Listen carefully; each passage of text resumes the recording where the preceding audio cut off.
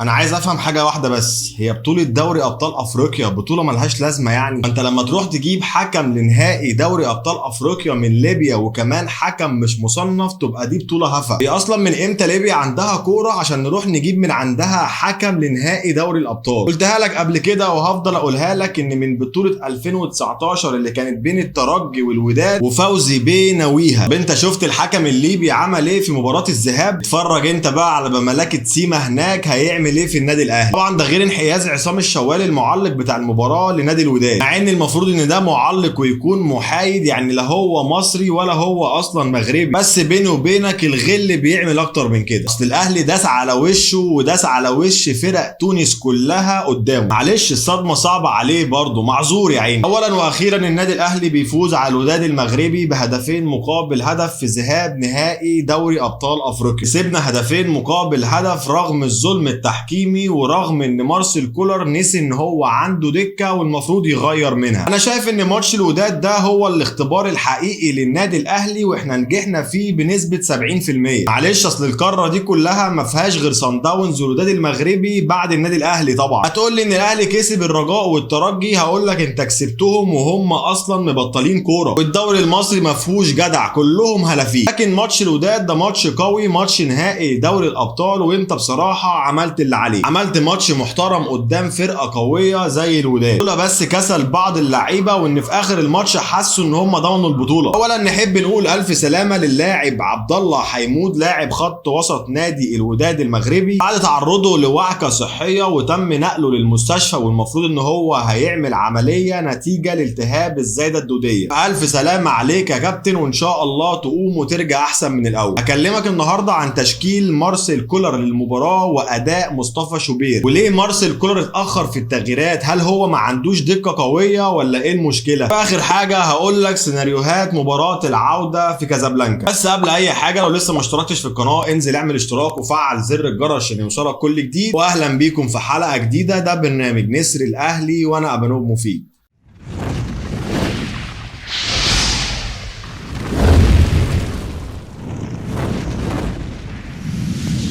عزيزي الاهلاوي الجميل، انا عايز اقول حاجه، عايز اقول لك ان باذن الله النادي الاهلي بيقرب من البطوله. انا بس عايز اطمنك واقول لك ان احنا ما خسرناش الماتش، احنا كسبنا هدفين مقابل هدف، بغض النظر عن الهدف اللي دخل فينا اللي ملوش اي 30 لازمه، بس في الاول وفي الاخر احنا كسبانين ولينا افضليه لما نروح في ماتش العوده. انا عارف ان كل الاهلاويه وكل الناس اللي بتفهم كوره مش قلقانين من الوداد كفريق، لا كله هيكون من الجمهور اللي هيعمل ضغط قوي على النادي الاهلي، والقلق الاكبر هيكون من الحكم بملكه سيما. افكرك بحاجه قلتها لك الفيديو اللي فات عشان كنت واثق ومتاكد ان كل ده هيحصل. فهل تتوقع ان فوزي لجع طابخ البطوله دي كمان للوداد زي ما عمل البطوله اللي فاتت؟ المهم ان احنا بدل ما ندخل في المشاكل والقيل والقال ونخاف من الجمهور هناك ونخاف من الحكم هناك، فلازم نخلص البطوله من الماتش اللي هنا. اتمنى من لاعيبه النادي الاهلي ان هم يحسموا البطوله من مباراه القاهره. هات اهداف على قد ما تقدر وما تضيعش ولا ربع فرصه، لان حرفيا النهائي في المغرب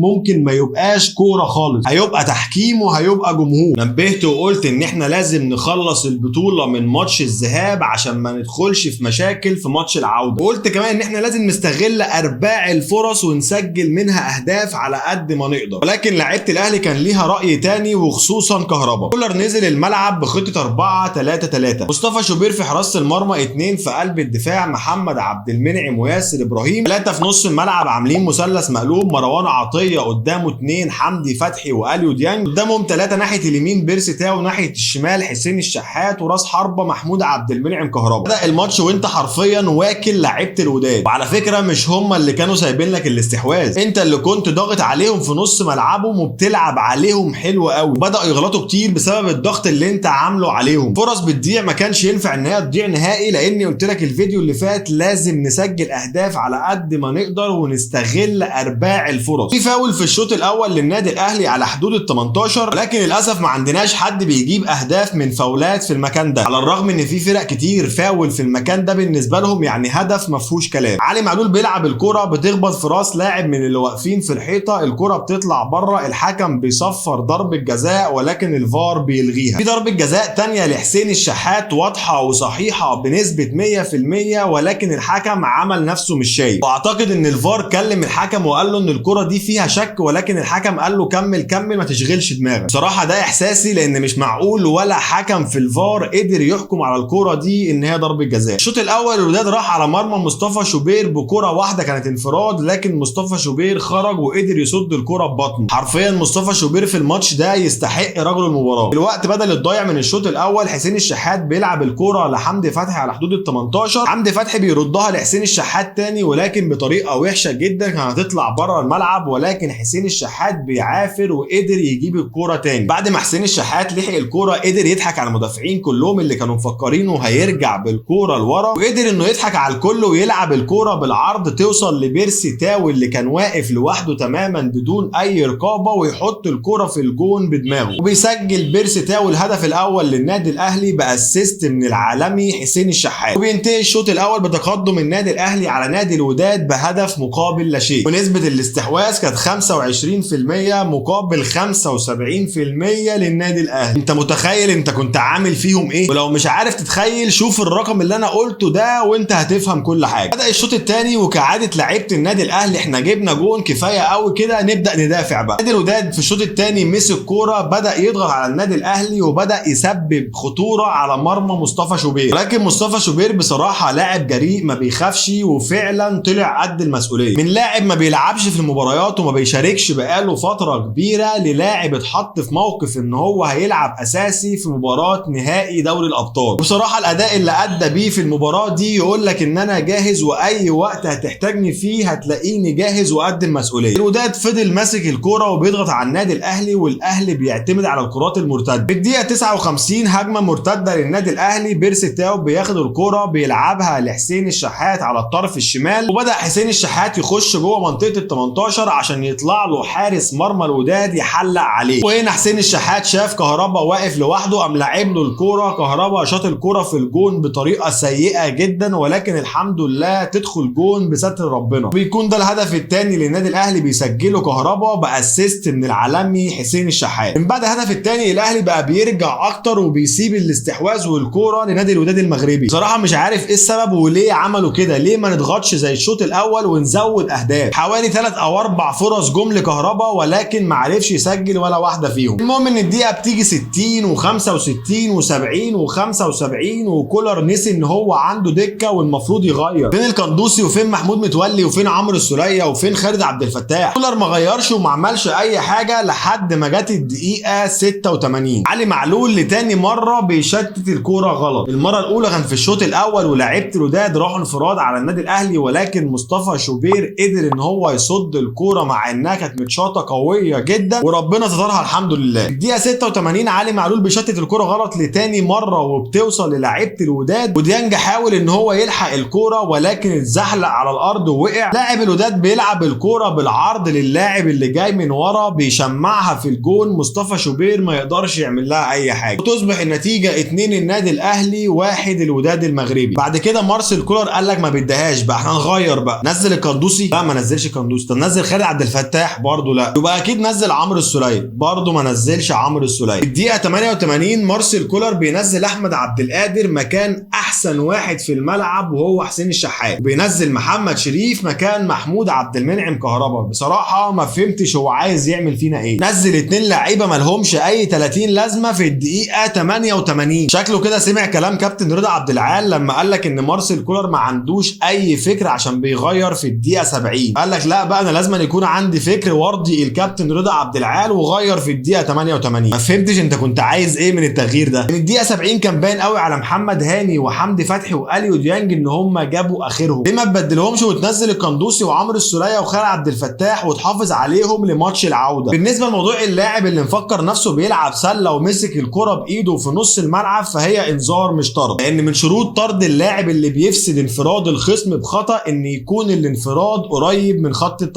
18، لكن الكره دي كانت قبل نص الملعب فهو انذار مستحق وما ينفعلوش طرد. وبعدين يا جماعه اللاعب ده قبل ما يمسك الكره بايده قال انا الجون والحكم وافق، مفيش اي مشكله يعني. المهم يا عزيزي المباراه بتنتهي بفوز النادي الاهلي على نادي الوداد المغربي بهدفين مقابل هدف في ذهاب نهائي دوري ابطال افريقيا. على واحده واحده بقى كده نفنط الموضوع عشان يكون واضح قدام الجميع. اولا انت ما ينفعش تسال الحكم على اي اخطاء تحكيميه لان هو ده مستواه وهو ده اللي عنده. انت جايب حكم ضعيف ضعيف فما تسالش على مستوى التحكيم. انت جايب حكم من ليبيا اللي هي اصلا ما عندهاش كوره عشان يحكم نهائي دوري الابطال. هو انت متخيل حجم البطوله وحجم الحدث ولا انت مغيب ومش فاهم حاجه؟ ثانيا بالنسبه لمارسيل كولر انا عايز اسالك سؤال واحد بس، فين الدكه اللي عندك؟ لعيبه الاهلي خلصوا حوالي 60% من مجهودهم في الشوط الاول، جت عليك الدقيقه 70 وانت شايف ان حمدي فتحي ومروان عطيه بيلعبوا متكتفين عشان عندهم انذارين. كان لازم تغير. حمدي فتحي ومروان عطيه كانوا بيلعبوا بحذر شديد جدا، خايفين ان هم يلتحموا مع اي حد، خايفين ان هم يتعصبوا، خايفين ان هم يعملوا اي غلطه في الملعب، لان اي واحد فيهم لو خد انذار ثالث مش هيشارك في ماتش الاياب. فانت المفروض كنت تفكر في ماتش الاياب من دلوقتي وتعمل حساب ان اللعيبه دي مجهده واللعيبه دي تعبت واللعيبه دي بتلعب بحذر عشان عندها انذارين. كان لازم تحافظ على لعيبتك لماتش الاياب. نفسي اعرف القندوسي ايه مشكلته وعمرو السوليه ايه مشكلتهم لو كانوا نزلوا في الدقيقه 70. اللاعب اللي سجل هدف الوداد كان المفروض اللي يكون ممسكه ومغطي معاه هو مروان عطيه، ولكن كان باين عليه الاجهاد جدا، ما قدرش ان هو يرجع ويغطي معاه. انت كان لازم تغير التغييرات دي من بدري جدا. وبالنسبه لعلي معلول بصراحه كان اسوأ ماتش يعمله في مسيرته مع النادي الاهلي، وكان من احد اسباب الهدف اللي دخل فينا بسبب ان هو تعب، مش قادر يشتت الكوره. علي معلول ما كانش قادر يرفع رجله من على الارض، التعب البدني بتاعه خلاه يفقد تركيزه ومش قادر يشتت الكوره ولا قادر يركز في الكوره. بصراحه مش عارف مارسيل كولر كان مستني ايه عشان يبدا يغير يعني. لا والكارثه ان هو لما فكر يغير بيطلع لك حسين الشحات اللي هو عمل الاسيست بتاع الهدفين وافضل لاعب في الماتش، وبينزل مكانه احمد عبد القادر. بصراحه مش فاهم، هو انت لسه مقتنع ان احمد عبد القادر ده لعيب كوره؟ بصراحه تغييرات غريبه في وقت اغرب. النتيجه اللي احنا خرجنا بيها من الماتش ده انا شايف ان سببها هو مصطفى شوبير. طبعا انا هنا بقصد النتيجه الايجابيه. مصطفى شوبير حرفيا انقذنا من الهزيمه، ربنا بس يسترها ويفضل مكمل على المستوى ده. بصراحه انقذ النادي الاهلي في ماتش النهارده. افضل لعيبه في ماتش النهارده من وجهه نظري هو مصطفى شوبير وحسين الشحات وبيرسي تاو. علي معلول النهارده كان سيء جدا، ومحمد عبد المنعم في اخر الماتش كان بيعمل كميه ميس باص رهيبه جدا. المهم الحمد لله لسه فيها ولسه فيها كتير قوي كمان. احنا كسبانين بهدفين مقابل هدف، يعني لينا الافضليه في ماتش العوده ان شاء الله. انت رايح تلاعب الوداد في كازابلانكا وانت كسبانهم في ماتش الذهاب 2-1. انت رايح تلاعبهم وعلى تيشيرتك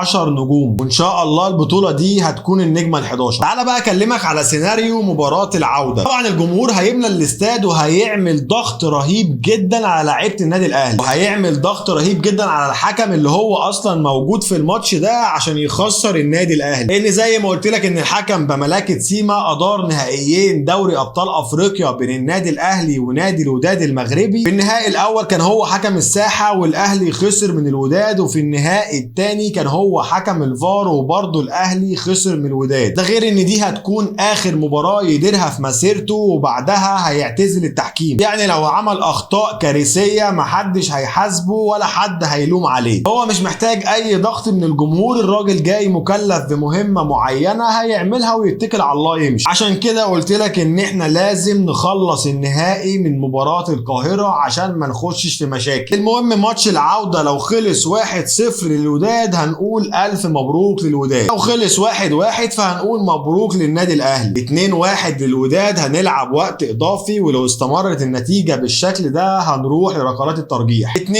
الاهلي هيفوز بالبطوله ال11. 3-2 للوداد او مضاعفاتها يعني 4-3 للوداد او 5-4 للوداد هنقول مبروك للاهلي بطوله افريقيا. هتروح ماتش العوده تدافع قدام الوداد تبقى غلطان واكبر غلطان. لازم تلعب لعبك الطبيعي خالص مع وجود الحذر الدفاعي، وكمان لازم انت تخطف الهدف الاول، لازم يكون ليك الاسبقيه عليهم في الماتش ده بالتحديد. مع العلم ان لو سجلت انت الهدف الاول ضغط الجمهور هيزيد عليك اكتر، ولكن ساعتها انت هتكون هادي خالص وبارد جدا واعصابك هاديه و100 فل و14. هيحاولوا يستفزوك عشان تعمل اخطاء قدامهم ويدوا فرصه للحكم ان هو يطلع لك كارت احمر او كارت اصفر، فلازم تحافظ على اعصابك في الوقت ده، خصوصا ان هم شاطرين قوي في الاستفزاز ده. لازم تبقى بارد خالص واعصابك هاديه جدا لحد ما الماتش يخلص وان شاء الله الاهلي يفوز بالبطوله ال11. مباراه الاياب هتكون يوم الاحد 11 يونيو الساعه 8 في كازابلانكا على استاد مركب محمد الخامس. وبكده عزيزي الاهلاوي بتكون خلصت حلقتنا من نسر الاهلي. فلو لسه ما اشتركتش في القناه انزل اعمل اشتراك وفعل زر الجرس عشان يوصلك كل جديد. اشوفكم في حلقه جديده من نسر الاهلي مع بنوب مفيد.